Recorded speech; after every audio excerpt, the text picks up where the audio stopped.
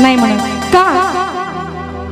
डाग जाऊ द्या, दागिना जाऊ द्या, गाडी बंगला मोटर खटर सगळं जाऊ द्या, पण नवरा मात्र इथंच पाहिजे, नवरा मात्र माझाच पाहिजे.